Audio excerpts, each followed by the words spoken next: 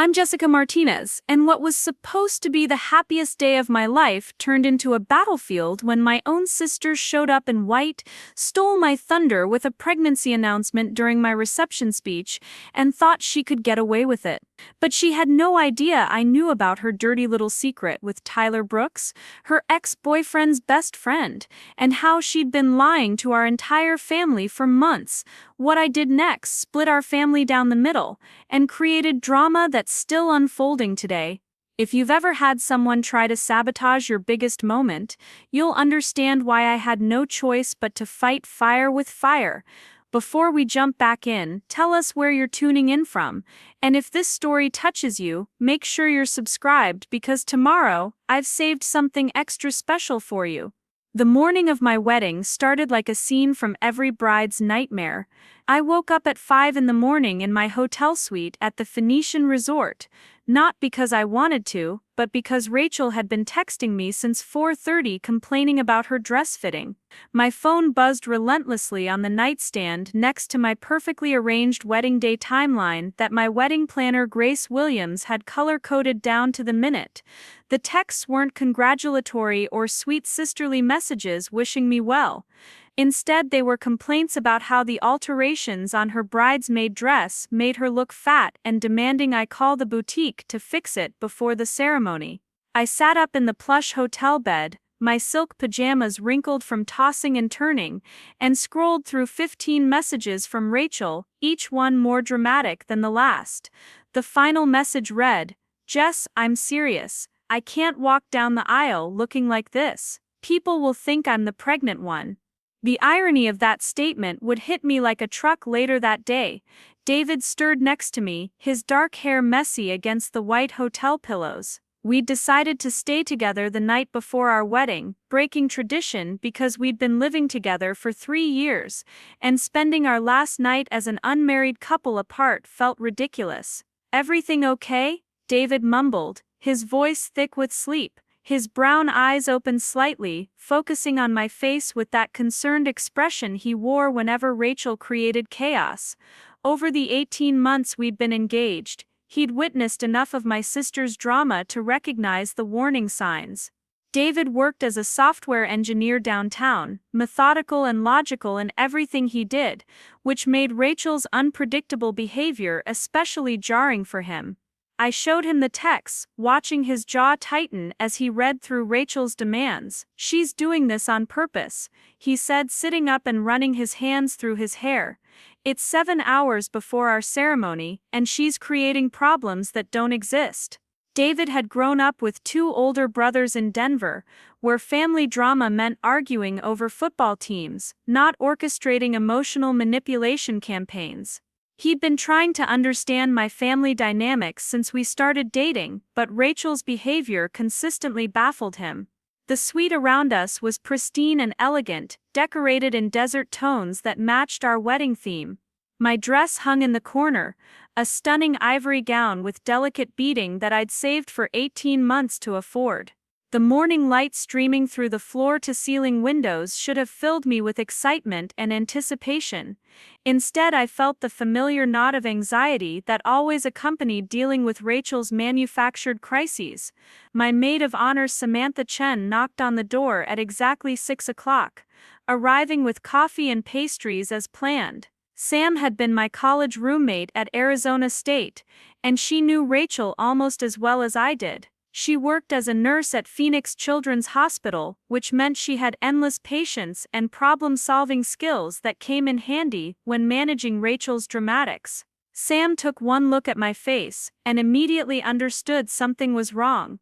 "Let me guess," Sam said, setting down the coffee tray and pulling her long black hair into a ponytail. "Rachel's found something to complain about." She wore comfortable yoga pants and an ASU sweatshirt, ready for the long day of wedding preparations ahead. Sam had blocked out her entire Saturday to focus on making my day perfect, taking vacation time from her demanding hospital schedule. I handed her my phone, and Sam read through Rachel's messages while shaking her head. "This is classic Rachel behavior," she said, setting the phone down with more force than necessary. "Creating drama to make everything about her on someone else's big day." Sam had witnessed Rachel's attention-seeking patterns throughout college, from showing up uninvited to my study groups, to starting fights with my boyfriends at parties. The three of us sat around the small hotel table, drinking coffee, and trying to strategize how to handle Rachel without letting her ruin the day. David suggested calling our mom Linda to deal with Rachel, but I knew from experience that would only escalate things. Mom worked as an elementary school teacher and had spent 25 years managing Rachel's behavioral issues with varying degrees of success. She developed a pattern of giving in to Rachel's demands to keep the peace, which only encouraged more dramatic behavior. My phone rang again, this time showing Mom's contact photo. I answered, already bracing for whatever crisis Rachel had escalated to our parents. Mija, Mom's voice came through the speaker, sounding tired despite the early hour. Rachel called us crying about her dress. She says she can't be in your wedding if she looks terrible. Can you talk to her? The exhaustion in Mom's voice was unmistakable. She'd been dealing with Rachel's dramatics since 6 that morning and was clearly at her wits' end. I explained to Mom that the dress fitting had been perfect 3 days ago when we did our final walkthrough, and that Rachel was creating problems where none existed. But even as I spoke, I could hear Rachel crying dramatically in the background, working herself into the kind of emotional state that would dominate the next few hours if I didn't address it immediately. David reached across the table and squeezed my hand, his engagement ring catching the morning light. We'd chosen simple matching platinum bands, practical and elegant, representing our straightforward approach to life and relationships. Everything about our wedding planning had been thoughtful and intentional, from the desert botanical garden ceremony location to the carefully curated guest list of people who genuinely supported our relationship. I'll go to Mom and Dad's house, I decided, knowing it was the only way to prevent Rachel from sabotaging the ceremony timing. Sam, can you stay here and coordinate with Grace about the timeline adjustments? Grace Williams was our wedding planner, a consummate professional who'd managed dozens of Phoenix weddings and knew how to handle family drama without missing a beat. The drive from the Phoenician to my parents' house in Glendale took 25 minutes through Saturday morning traffic. I drove David's Honda Civic, still in my pajamas and hotel slippers, through neighborhoods I'd grown up in, past the parks, where Rachel and I used to play as kids. The Martinez family house sat on a quiet street lined with palm trees and desert landscaping, the same modest single-story home where we'd lived since I was 8 years old. Dad's construction truck was parked in the driveway, next to Mom's Honda CR-V, both vehicles showing the wear of practical Arizona living. Carlos Martinez had worked construction for 30 years, building strip malls and housing developments across the Phoenix metro area. His steady income and Mom's teacher salary had provided a comfortable middle-class life, but money was always carefully managed, which made Rachel's constant financial drama especially stressful for our parents. I found Rachel in her childhood bedroom, surrounded by makeup and hair. Preparing and narrating this story took us a lot of time, so if you are enjoying it, subscribe to our channel. It means a lot to us. Now back to the story. Products, wearing a bathrobe, and looking perfectly normal, despite the crisis she'd described over text. Her dark hair was already professionally styled in loose curls, and her makeup was flawless, applied by the same artist who'd be doing mine in 2 hours. The bridesmaid dress hung on the closet door, altered exactly to her measurements, and looking beautiful in the desert sage color I'd chosen for the wedding party. Finally, Rachel said when I walked in, not looking up from her phone, where she was scrolling through Instagram, "I was starting to think you didn't care about how your wedding photos would look." She gestured toward the dress with dramatic flair, as if it were somehow offensive rather than the elegant gown it actually was. I stood in the doorway, taking in the scene, and realizing this was exactly what David had predicted: manufactured drama designed to pull attention away from the day's real focus. Rachel had done this kind of thing before, creating crises that forced me to choose between my own needs and managing her emotional state. The pattern was so familiar, I could predict her next moves like a script we'd performed dozens of times. "Rachel, the dress looks exactly the same as it did 3 days ago, when you said it was perfect," I said, keeping my voice calm despite the frustration building in my chest. What's really going on here? I'd learned from years of experience that Rachel's stated problems were rarely her actual problems. Usually, there was something deeper bothering her, some way she felt overlooked or underappreciated that manifested as seemingly unrelated dramatics. She finally looked up from her phone, her dark eyes flashing with something that looked almost like resentment. Easy for you to say, you get to wear the gorgeous dress and be the center of attention. I have to stand up there looking like a backup dancer while everyone stares at how perfect Jessica's life is. The words came out sharp and bitter, revealing the real source of her morning tantrum. This was the core of our relationship dynamic, the thing that had been building for months as my wedding approached.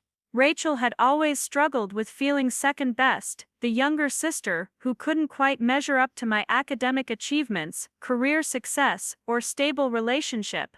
My engagement to David had intensified these feelings, highlighting the differences in our life choices and directions. Mom appeared in the doorway behind me, still wearing her robe and looking frazzled from mediating between Rachel and the demands of the wedding day timeline. Linda Martinez had taught second grade for 15 years, which gave her supernatural patience, but even she looked worn down by Rachel's morning performance. Jess, we need to figure this out quickly, Grace called and said hair and makeup starts in an hour. I sat down on Rachel's old twin bed, the same room where we'd shared secrets as kids and fought over clothes as teenagers. The walls were still decorated with her high school photos and homecoming corsages, frozen in time from when she'd graduated 3 years ago. Since then, Rachel had tried community college, dropped out after 1 semester, worked various retail jobs, and most recently moved back into our parents' house after what she'd described as a temporary setback. Talk to me, I said, genuinely trying to understand what was driving her behavior. What's really bothering you about today? I could see Mom hovering in the doorway, grateful that I was taking the direct approach instead of feeding into the drama loop that usually consumed hours of family energy. Rachel's expression shifted, her defensive anger giving way to something more vulnerable. It's just hard, okay? Watching you have everything figured out while I'm living at home again, working at a boutique that barely pays my phone bill, and dating guys who can't even commit to weekend plans. She gestured around her childhood room, emphasizing her point about feeling stuck while my life moved forward. This was the honest conversation I'd been hoping for, the real feelings underneath the dress drama and wedding day sabotage attempts. Rachel had been struggling since high school, watching friends get married, start careers, and build independent lives while she felt trapped in patterns she couldn't seem to break. My wedding represented everything she wanted but couldn't seem to achieve, which made her lash out at the closest target. I reached over and took her hand, the same gesture I'd used to comfort her when we were kids, and she'd scraped her knee or gotten in trouble at school. Rachel, your life isn't a failure just because it looks different from mine. You're 25 years old. You have time to figure things out. I meant it genuinely, despite my frustration with her timing and methods of expressing these feelings. But Rachel pulled her hand away, her brief moment of vulnerability disappearing behind her familiar defensive walls. Easy for you to say, you've never had to move back home, or wonder if you'll ever get your life together. Her voice rose again, the emotional volatility that made conversations with her so exhausting returning in full force. Mom stepped into the room, clearly ready to take control of the situation before it derailed the entire wedding timeline.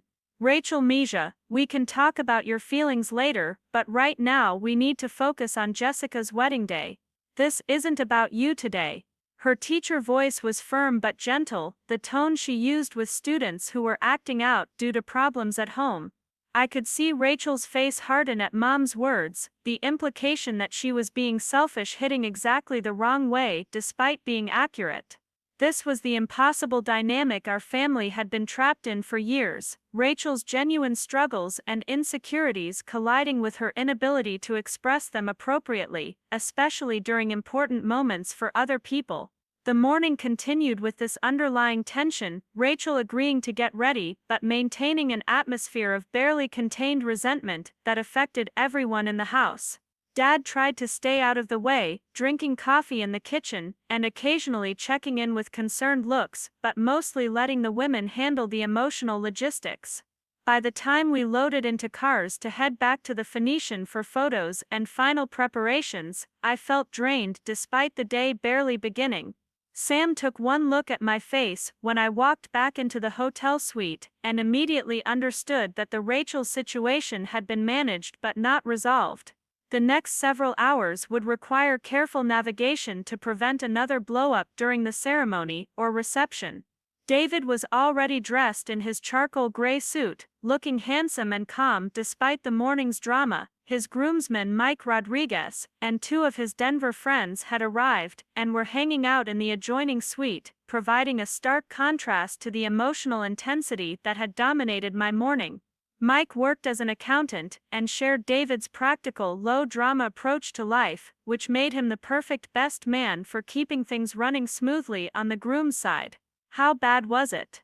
David asked quietly, pulling me aside, while the photographer James Park set up equipment for our getting ready shots.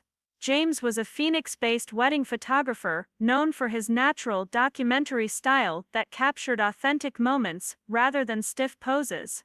I filled David in on Rachel's emotional state and underlying resentments, while Grace Williams coordinated the day's schedule around the morning's delay.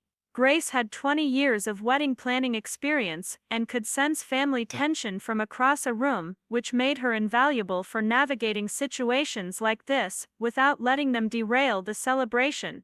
"Do you think she'll cause problems during the ceremony?"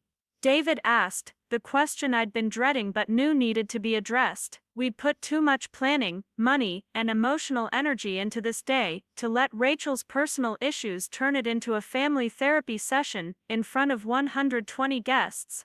I honestly didn't know how to answer. Rachel had agreed to participate and seemed to have moved past her morning crisis, but there was something in her demeanor that felt unresolved, like she was storing up resentment rather than processing it. The next few hours would determine whether we'd get through the day with typical Rachel drama or something more explosive that could damage our family relationships permanently. The morning had already shown me that my wedding day would be about more than celebrating David and my relationship. It would be a test of family dynamics, personal boundaries, and my ability to protect what mattered most while still trying to include everyone I loved, even when they made it nearly impossible. The ceremony, at the Desert Botanical Garden, was everything David and I had dreamed of when we first visited the venue 18 months ago. The afternoon sun cast perfect shadows through the towering saguaro cacti, creating a natural cathedral that felt both intimate and grand. Our 120 guests were seated on white wooden chairs, arranged in neat rows, facing a simple arch decorated with desert blooms and eucalyptus. The air smelled like orange blossoms and desert sage, exactly the atmosphere we'd hoped to create for our spring wedding.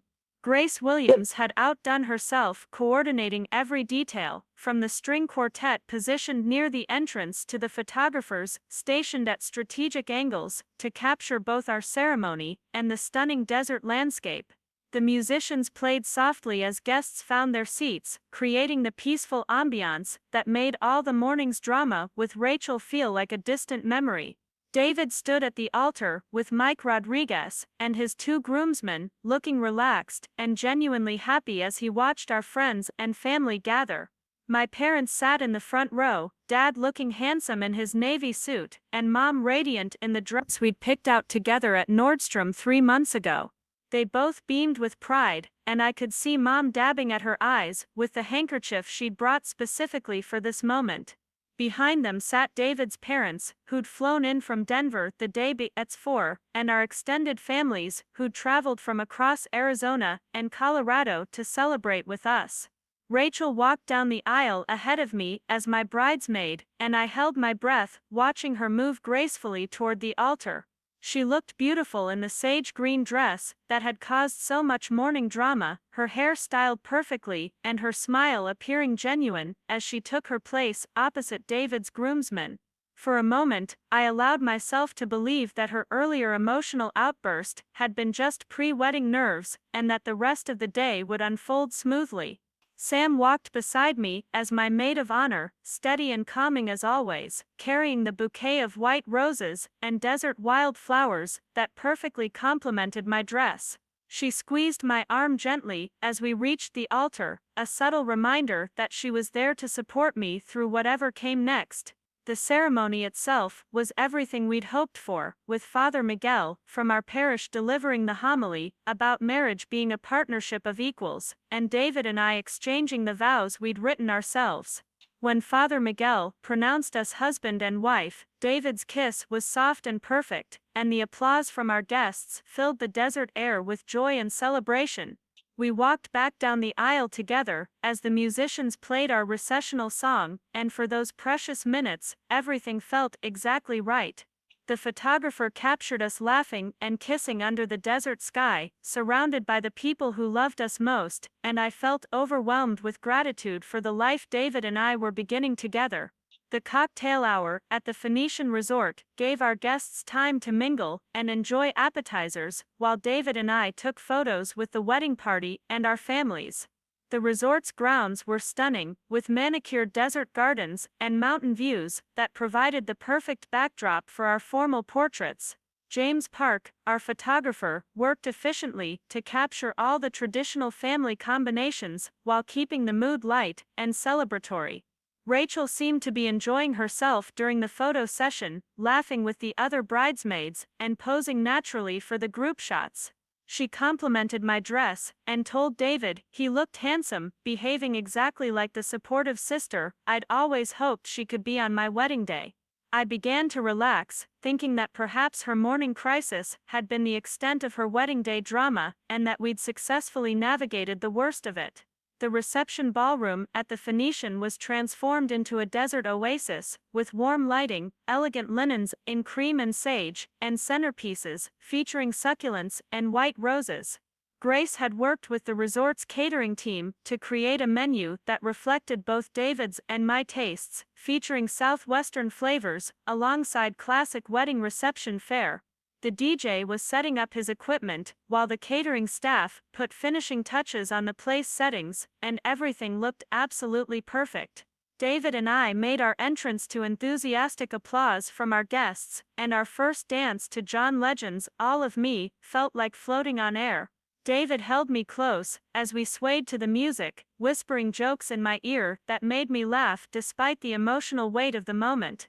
Looking out at our guests, watching us with such love and support, I felt overwhelmed by how blessed we were to have so many wonderful people in our lives. The evening continued beautifully through dinner, with the resort's chef exceeding our expectations for both presentation and taste. Our guests seemed genuinely happy, mingling between tables and enjoying the open bar that David's parents had graciously offered to sponsor. The toasts began after dinner, with Mike Rodriguez delivering a funny and heartfelt speech about David's journey from awkward college student to confident husband, followed by Sam's touching tribute to our friendship and her confidence in our marriage. But then Rachel stood up, wineglass in hand, and everything changed.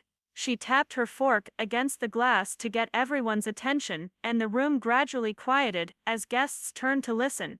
David and I exchanged glances, both of us wondering why Rachel hadn't mentioned planning to give a toast, especially since we'd specifically discussed keeping the speeches limited to the maid of honor and best man to avoid any potential family drama. "I know I wasn't supposed to speak tonight," Rachel began, her voice carrying clearly across the ballroom, "but I couldn't let this celebration end without sharing something really important with everyone."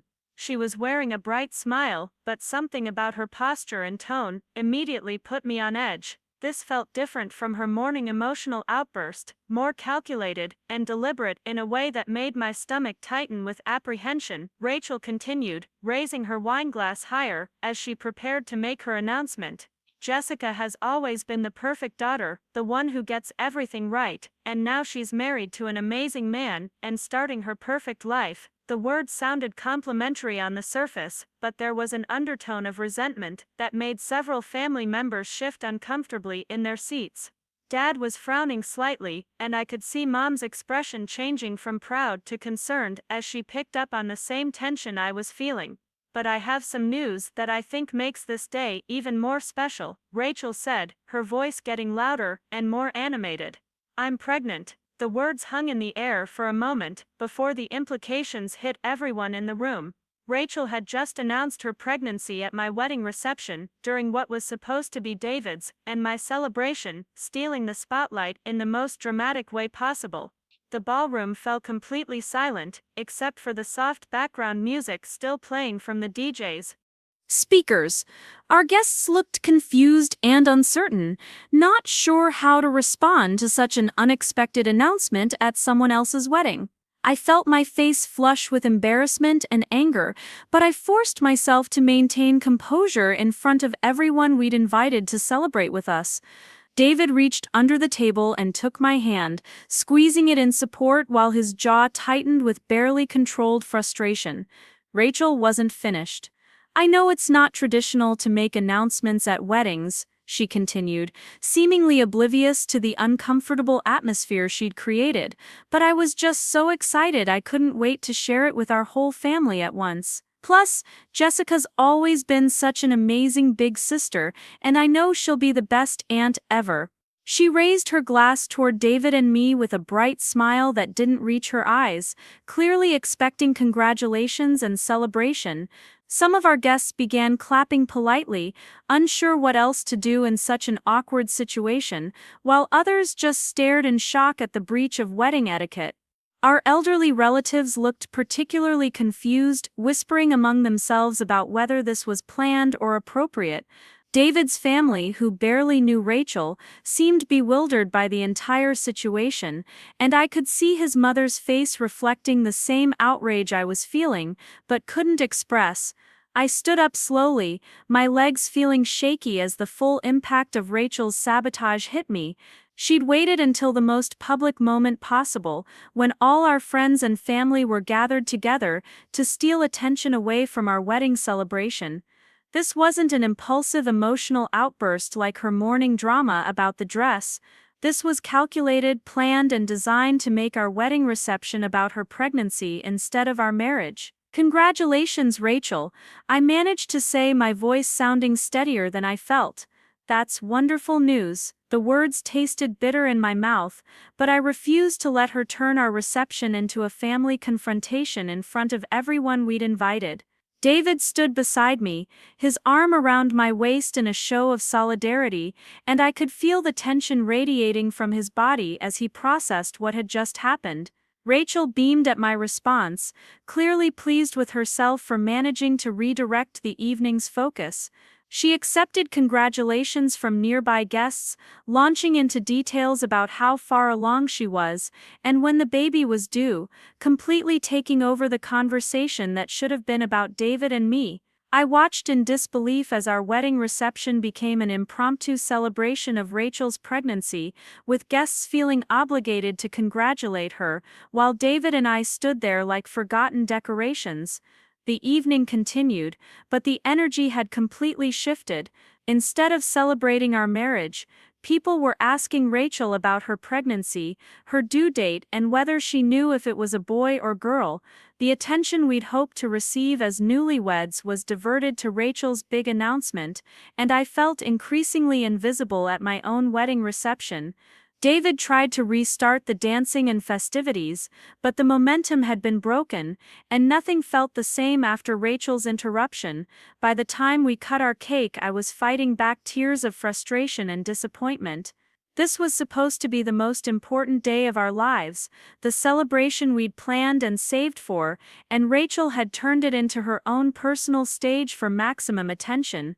David whispered reassurances in my ear as we posed for photos with the cake, but I could see the anger in his eyes despite his efforts to comfort me. The rest of our reception passed in a blur of forced smiles and polite conversations, while Rachel held court near the bar, regaling anyone who would listen with stories about her pregnancy symptoms and excitement about becoming a mother. I felt like a guest at my own wedding, watching from the sidelines as my sister monopolized the attention that should have been focused on David and me starting our life together.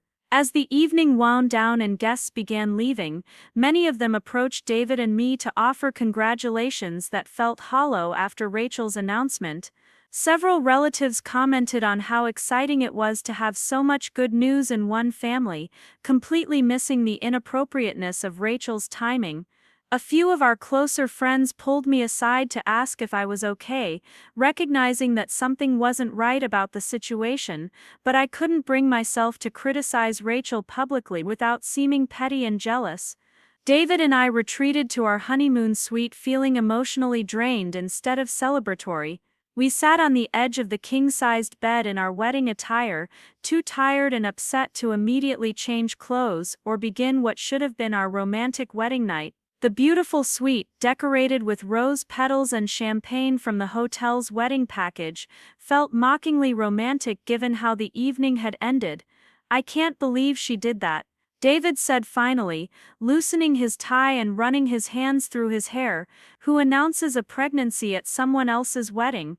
It's like she planned it specifically to steal attention from our day." His voice was tight with anger, and I could tell he was struggling not to say exactly what he thought about Rachel's behavior to avoid making me feel worse about my sister's actions.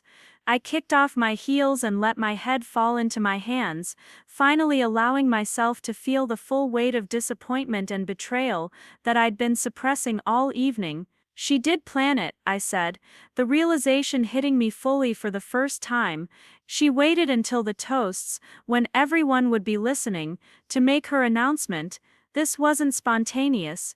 She deliberately chose to sabotage our reception. The evidence was overwhelming once I thought about it objectively." Rachel's morning drama about the dress had been a distraction from her real plan to steal the spotlight during the reception. She'd behaved perfectly during the ceremony and photos, saving her ammunition for the moment when it would have maximum impact. Her toast had been calculated to appear loving and supportive, while actually hijacking our celebration for her own purposes. David sat down beside me and pulled me close, his anger giving way to concern for how devastated I felt about my sister's betrayal. "I'm so sorry, Jess," he said softly. "You deserved better than this on our wedding day." We both did. His support meant everything to me in that moment, knowing that at least my new husband understood how inappropriate and hurtful Rachel's behavior had been, even if our families were treating it like exciting news. But as we sat there processing what had happened, something else began bothering me about Rachel's announcement. The timeline didn't make sense based on what I knew about her dating life. She'd been single for months after breaking up with her long-term boyfriend Jake Peterson, and she hadn't mentioned seeing anyone seriously enough to result in a pregnancy, unless she'd been keeping secrets about her personal life, which would be typical Rachel behavior but still surprising given how much she usually overshared about her romantic drama. The more I thought about it, the more questions arose about Rachel's pregnancy announcement and why she'd chosen our wedding reception as the moment to reveal it. There were layers to this situation that I was only beginning to understand, and I had a sinking feeling that Rachel's sabotage of our wedding day was just the beginning of whatever drama was about to unfold in our family. I looked at David, my new husband who deserved so much better than having his wedding reception hijacked by my sister's attention-seeking behavior, and made a decision that would change everything. If Rachel wanted to play games with our family celebrations, she was about to learn that I wasn't the pushover she thought I was. Some secrets weren't meant to be kept, especially when they involved the kind of deception that could hurt people I cared about. The honeymoon suite suddenly felt less like a romantic retreat and more like a war room, where David and I would plan our response to Rachel's declaration of family warfare. She'd chosen to make our wedding day about her personal drama, but she had no idea what I knew about her secret relationship and the lies she'd been telling our parents for months. If Rachel wanted attention, she was about to get more than she'd bargained for.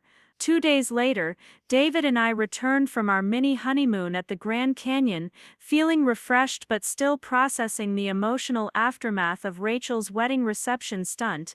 We'd spent our time hiking and talking through our feelings about her pregnancy announcement, trying to separate our legitimate hurt from any potential overreaction. Even after 48 hours of discussion and reflection, we both agreed that Rachel had crossed a major line by hijacking our celebration for her own announcement. The first sign that something was seriously wrong came when we stopped by my parents' house to pick up wedding gifts that hadn't fit in our car the night of the reception.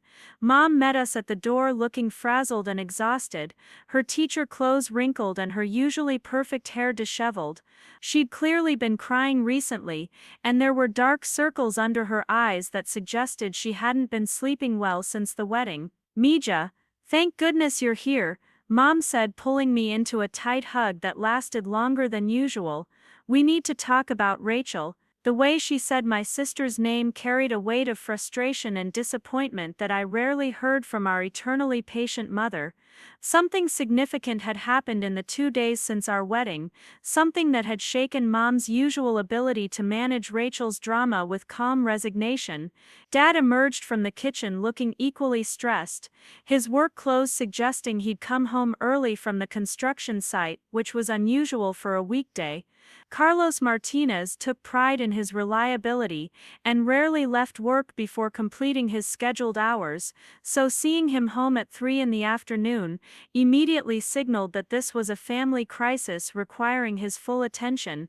"David, Mija, maybe you could help me move some wedding gifts to your car while the women talk," Dad suggested, but his tone made it clear this was less of a request and more of a gentle way to have a private conversation with me. David nodded understanding, recognizing the family dynamics at play, and knowing that sometimes these discussions needed to happen without outsiders present, even loving outsiders who were now part of the family. Mom led me to the kitchen table where she'd apparently been sitting with a cup of coffee that had long since gone cold, and a pile of tissues that suggested extensive crying. The normally tidy kitchen showed signs of stress, with dishes in the sink and mail scattered across the counter instead of Mom's usual organized systems. She gestured for me to sit down across from her, her hands trembling slightly as she reached for another tissue. "Rachel lied to us," Mom said without preamble, her voice breaking slightly on the words. "About the pregnancy, about her job, about everything. She's been lying for months, and we just found out yesterday when her boss from the boutique called looking for her." The words tumbled out in a rush, as if Mom had been holding them in since discovering whatever truth had shattered her faith in Rachel's honesty. I felt my stomach drop as the implications of Mom's words sank in. Rachel had announced her pregnancy at our wedding reception, stealing our thunder and creating family drama, but now it appeared there were even bigger deceptions at play. The timeline questions I'd had about her pregnancy were apparently just the tip of an iceberg of lies that Rachel had been carefully constructing for months. Mom continued, her voice getting stronger as she shared the details they'd uncovered. She was fired from Bella's bridal boutique 3 months ago for stealing merchandise. Her boss, Mrs. Davidson, called yesterday asking if we knew where Rachel was because she never picked up her final paycheck, and they found more missing inventory that they're considering reporting to the police. The words hung heavy in the air between us, painting a picture of Rachel's deception that went far beyond typical family drama. The stealing accusation was particularly shocking because Rachel had always been dramatic and attention-seeking, but outright theft represented a level of problematic behavior that our family had never dealt with before. Mom's hands shook as she described how Mrs. Davidson had explained the missing jewelry and accessories that had been traced back to Rachel through the store's security footage.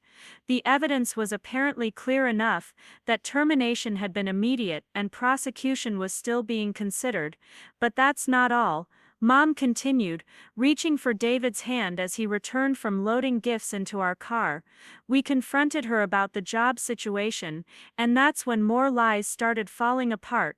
She admitted she's been seeing Tyler Brooks behind Jake Peterson's back, and the pregnancy, if it's even real, would be Tyler's baby, not someone new like she implied at your wedding.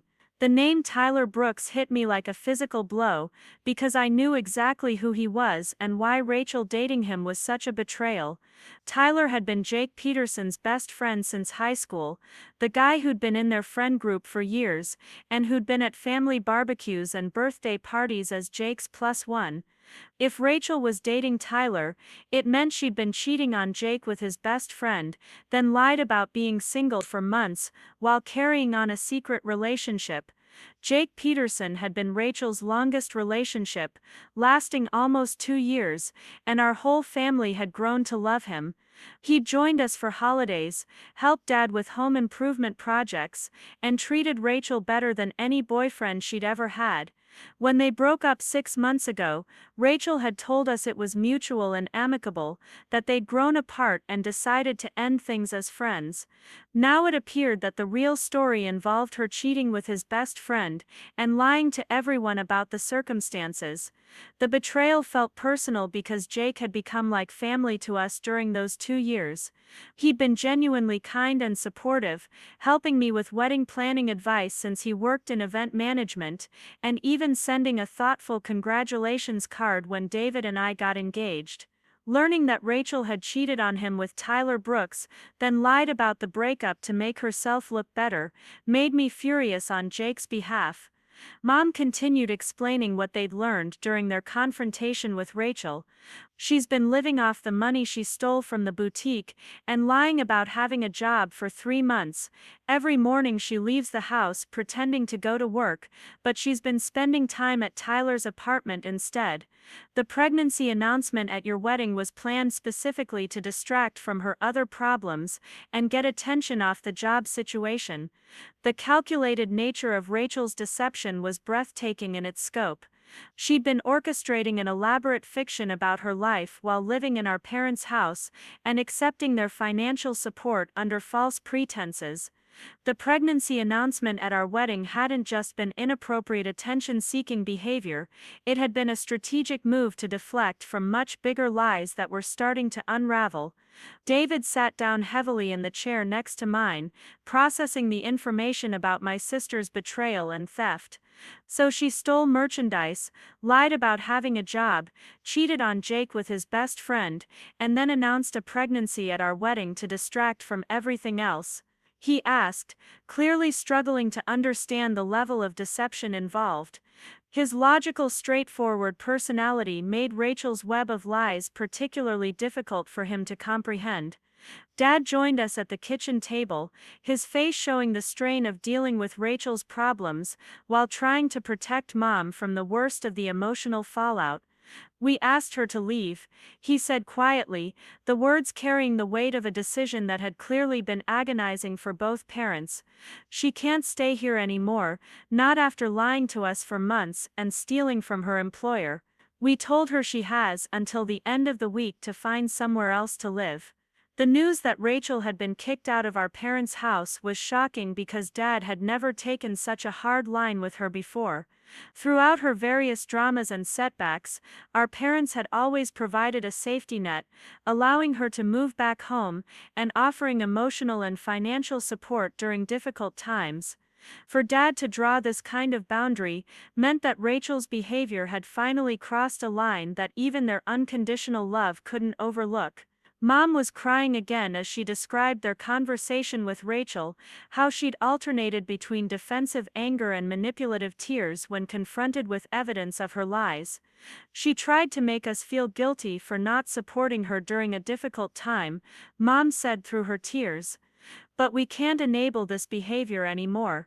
She's 25 years old, and she needs to face the consequences of her choices instead of expecting us to clean up her messes. I felt a complex mix of emotions as I processed this information about Rachel's deception and its impact on our parents. Part of me was angry at her for creating this crisis and hurting people who loved her, but another part felt worried about what would happen to her if she was truly pregnant and now homeless. The family dynamics I'd grown up with were shifting in ways that felt both necessary and heartbreaking. The revelation about Rachel's lies also recontextualized her behavior at our wedding reception. Her pregnancy announcement hadn't just been inappropriate attention seeking, it had been a desperate attempt to create sympathy and distraction from the other lies that were starting to collapse. She'd used our wedding celebration as a shield against the consequences of her own poor choices, making our special day collateral damage in her personal crisis. David reached over and took my hand, recognizing that I was struggling with conflicting feelings about Rachel's situation despite my anger at her wedding sabotage. "What are you thinking?" he asked gently, knowing that family loyalty and concern would be warring with justified frustration about her behavior. His support meant everything as I tried to process the magnitude of Rachel's deception and what it meant for our family relationships going forward. I looked around the kitchen where I'd grown up, seeing the family photos on the refrigerator that included pictures of Rachel and me as kids, Rachel with Jake at various family events, and recent shots from holidays and celebrations that now felt tainted by the lies we'd just discovered. The sister I'd been trying to support and include despite her difficult behavior had been living a completely fabricated life while manipulating everyone who loved her. But as upset as I was about Rachel's lies and her sabotage of our wedding, I was even more angry about what she'd done to Jake Peterson. He'd been nothing but kind and loyal to her, and she'd repaid that love by cheating with his best friend, and then lying about the circumstances of their breakup. Jake deserved to know the truth about what had really happened, especially if Rachel was now claiming to be pregnant with Tyler's baby. The pieces of information were starting to form a picture in my mind, and I realized that Rachel's wedding announcement had been even more calculated than I'd initially understood. She'd known that her lies were starting to unravel, that her job situation would eventually be discovered, and that her secret relationship with Tyler would come to light. The pregnancy announcement had been her attempt to reframe the narrative and gain sympathy before the truth came out. But now that I knew about Rachel's deception, her theft from the boutique, and her betrayal of Jake Peterson, I was done protecting her from the consequences of her choices. She'd chosen to make our wedding reception about her personal drama, and now she was going to learn that some secrets couldn't stay hidden forever. If she wanted to play games with family celebrations and manipulate situations for maximum attention, she needed to be prepared for others to do the same. The conversation with my parents about Rachel's deception had been draining, but it had also been necessary. As David and I drove home from their house that evening, I felt a strange mixture of relief and sadness. Relief that the truth was finally out in the open, and sadness that my sister had chosen such a destructive path. The Phoenix skyline stretched out before us as we made our way through the familiar streets, and I found myself thinking about how much our family dynamics had changed in just a few short weeks. David reached over and took my hand as we sat in traffic, his touch grounding me in the present moment. "How are you feeling about everything?" he asked, his voice gentle but concerned. I could see the worry lines around his eyes, knowing that he was processing not just Rachel's betrayal, but also how it was affecting me and our new marriage. His steady presence had been my anchor through all of this chaos, and I felt grateful once again for choosing a partner who valued honesty and integrity above all else. "I keep thinking about Jake," I admitted, watching the city lights blur past my window. "He sounded so hurt when we talked, and knowing that Rachel manipulated him for months, while also deceiving Tyler, makes me sick. She didn't just cheat on him, she orchestrated this elaborate deception that destroyed his friendship and probably left him questioning his ability to trust people." The weight of Jake's pain had been evident in every word he'd spoken during our phone conversation, and I couldn't shake the image of him discovering Rachel's betrayal in such a cruel way. When we arrived home, I found myself unable to settle into our normal evening routine. Our apartment felt like a sanctuary compared to the emotional intensity we'd just experienced, but my mind kept racing through all the implications of what we'd learned about Rachel's behavior. The fake pregnancy announcement was just the tip of an iceberg that included theft, affairs, manipulation, and a level of calculated cruelty I'd never imagined my sister capable of displaying. David made us both tea and sat down beside me on our couch, creating the kind of peaceful moment that had become precious to me during this period of family crisis. "What do you think we should do next?" he asked, and I appreciated that he phrased it as a joint decision rather than assuming this was solely my problem to handle. Our marriage was a partnership, and Rachel's attack on our wedding day had made her deception a shared challenge rather than just my family drama. I pulled out my phone and scrolled through the congratulations messages we'd received since our wedding, many of them mentioning Rachel's pregnancy announcement and expressing excitement about the upcoming addition to our family. Reading these well-intentioned messages from friends and relatives who had no idea they'd been deceived made me feel complicit in Rachel's lies, even though I'd been as shocked as anyone by her announcement during our reception. "Look at this," I said, showing David a message from our elderly aunt who had traveled from Tucson for our wedding. "She's asking about baby shower plans and offering to help with preparations. She's genuinely excited about becoming a great aunt, and she has no idea that Rachel's entire announcement was fabricated." The thought of Aunt Maria planning gifts and celebrations for a pregnancy that didn't exist made my stomach turn with anger at Rachel's selfishness. David shook his head as he read through more of the messages, his expression growing increasingly troubled. "These people love our family, and they offered genuine congratulations based on what they thought was wonderful news." Rachel used their kindness and support as props in her deception, which makes her behavior even more offensive than just hijacking our wedding reception. His analysis was correct, and it highlighted another dimension of Rachel's manipulation that I hadn't fully considered.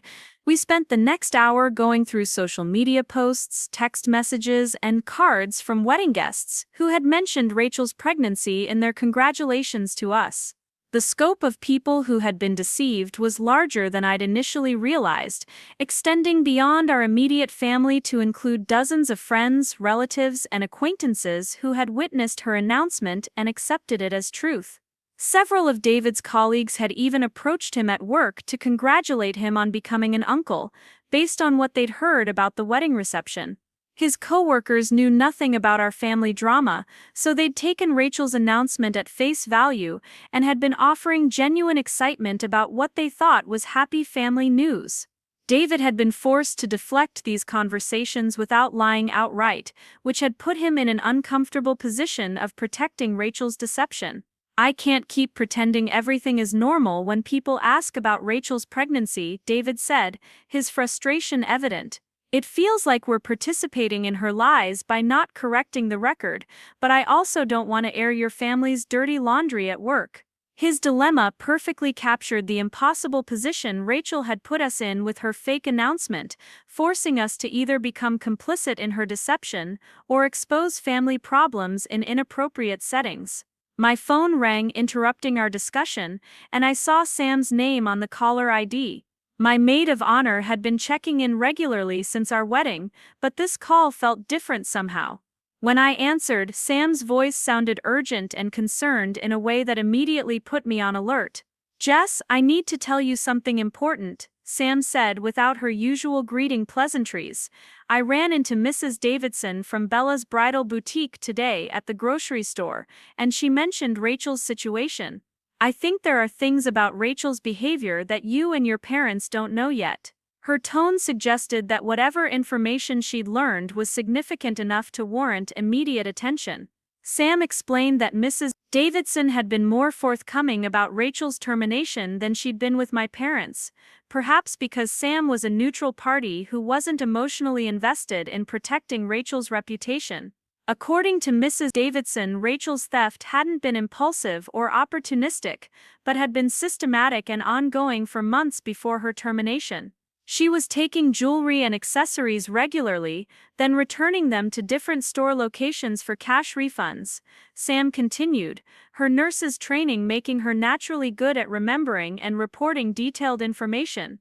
Mrs. Davidson said they'd been tracking the pattern for weeks before they had enough evidence to terminate her employment. The stolen merchandise totaled over $1,500, which is why they're considering involving the police. The revelation that Rachel's theft had been calculated and extensive rather than a single poor decision added another layer to her deceptive behavior. She hadn't made a mistake in a moment of financial desperation, she'd been systematically stealing from her employer while maintaining the facade of being a reliable employee. The premeditation involved in her theft aligned perfectly with the calculated nature of her fake pregnancy announcement. Sam continued sharing what Mrs. Davidson had told her about Rachel's behavior during her final weeks at the boutique. She was apparently very good at manipulating customers and other employees, convincing people to bend rules or give her special treatment. Mrs. Davidson said she'd started noticing a pattern where Rachel would create small crises or emotional situations that made people want to help her, then she'd take advantage of their sympathy. This description of Rachel's workplace manipulation was disturbingly familiar, echoing the emotional tactics she'd used with our family for years. The difference was that Mrs. Davidson had maintained professional boundaries and documentation that allowed her to recognize and respond to Rachel's manipulation, while our family's emotional investment had made us more vulnerable to her deceptive strategies. After ending the call with Sam, David and I sat in silence for several minutes, processing this additional information about Rachel's calculated behavior. The pattern was becoming increasingly clear. Rachel had been living multiple lies simultaneously, using manipulation and deception as primary strategies for getting her needs met while avoiding accountability for her actions. "She's not just making poor choices," David said finally, his voice reflecting the gravity of what we were beginning to understand. "This is systematic manipulation of everyone around her."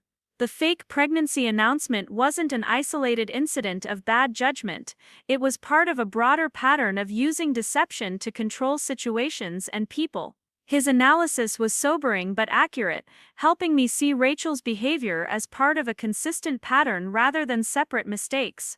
I thought about all the times over the years when Rachel had created emotional crises that required family intervention, how she'd always seemed to have problems that needed immediate attention and support. What I'd interpreted as Rachel struggling with life circumstances now looked more like Rachel systematically manipulating family emotions to maintain attention and avoid consequences for her choices. The fake pregnancy announcement at our wedding reception suddenly made perfect sense within this framework. Rachel had known her lies were starting to unravel, so she'd needed a major distraction that would generate sympathy and make it difficult for anyone to criticize her behavior. Announcing a pregnancy at someone else's wedding was calculated to maximize attention while making any negative response seem cruel and inappropriate. David pulled out his laptop and opened a document, something I recognized as his problem-solving approach to complex situations. "Let's make a list of everyone who was affected by Rachel's wedding announcement," he suggested, "and figure out how we want to address the situation with each group of people." His methodical approach was exactly what I needed to transform my emotional overwhelm into manageable action steps. We created categories for immediate family, extended family, close friends, work colleagues, and acquaintances, then brainstormed appropriate ways to share the truth about Rachel's deception with each group. The exercise helped me realize that staying silent about her lies would make David and me complicit in deceiving people who cared about our family and had offered genuine support based on false information. The extended family category was particularly challenging because it included relatives who had traveled significant distances for our wedding and had been excited about Rachel's pregnancy news. These were people who loved our family and deserved to know the truth, but they were also people whose relationships with Rachel might be permanently damaged by learning about her calculated deception. "Your Aunt Maria already called your mom asking about baby shower timing," David pointed out, highlighting the urgency of addressing Rachel's lies before they caused more complications. "She's making plans and getting emotionally invested in a pregnancy that doesn't exist. The longer we wait to tell her the truth, the more hurt she'll be when she finds out." Our close friends presented a different challenge because many of them had witnessed Rachel's behavior over the years and might have suspected that something wasn't quite right about her wedding announcement. Sam had already noticed Rachel drinking wine before the pregnancy reveal, and several other friends had commented privately about the inappropriate timing of her speech during our reception. I think our real friends will be supportive once they understand what really happened, I said, feeling more confident about this group than about family members who might struggle to accept such negative information about Rachel. They care about us and our marriage, and they'll understand why we need to set the record straight about her deception. The work colleagues category was the most straightforward because these relationships were less emotionally complex and focused primarily on professional interactions. David could simply clarify the situation with anyone who had congratulated him about becoming an uncle, while I could address any questions that came up in my workplace without needing to provide extensive details about family drama.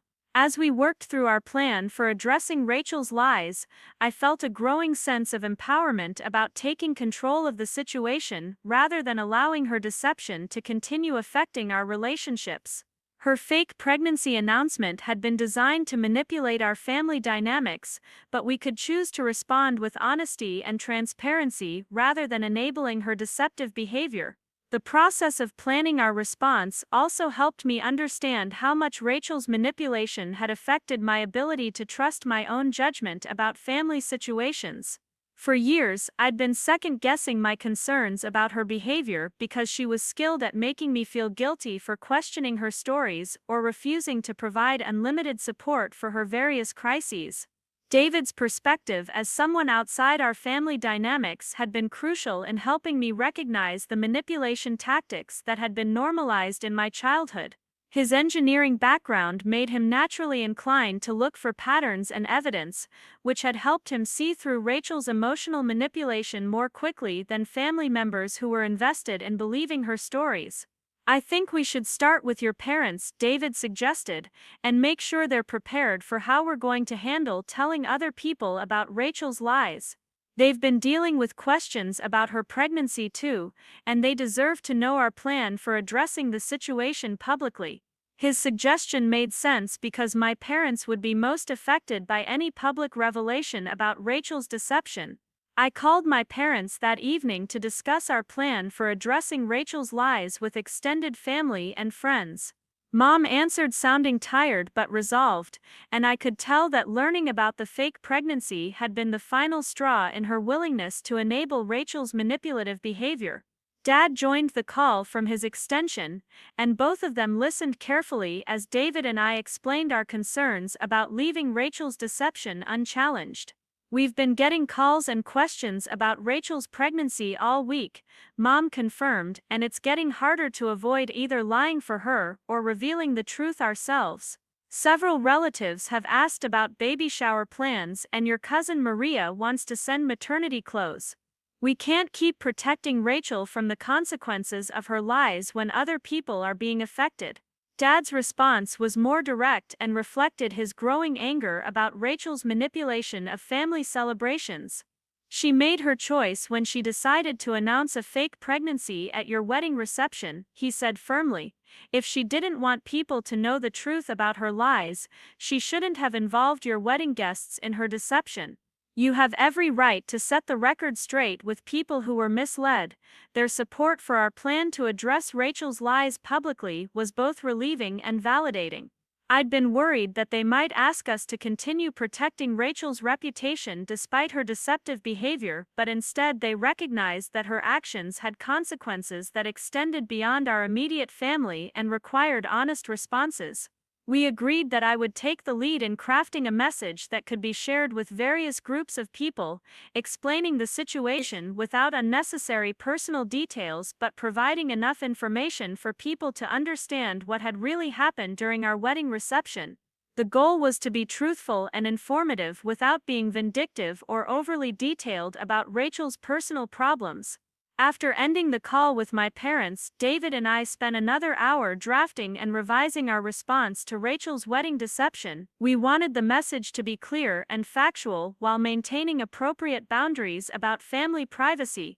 The process of writing out the truth about Rachel's fake pregnancy announcement was both therapeutic and empowering, transforming my anger and hurt into purposeful action.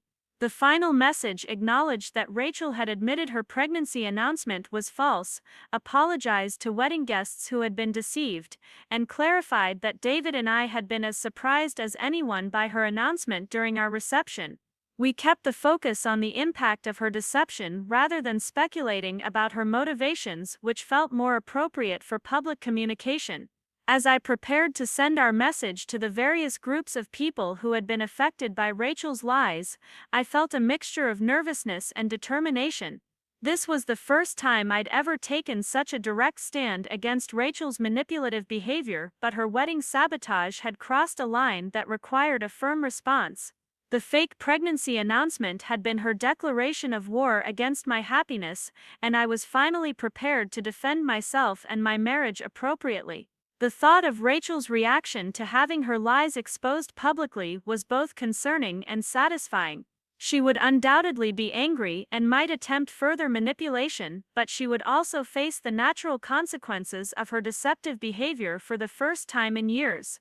The accountability she'd spent so much energy avoiding was finally going to catch up with her, and that felt like justice for everyone she'd hurt with her calculated manipulation.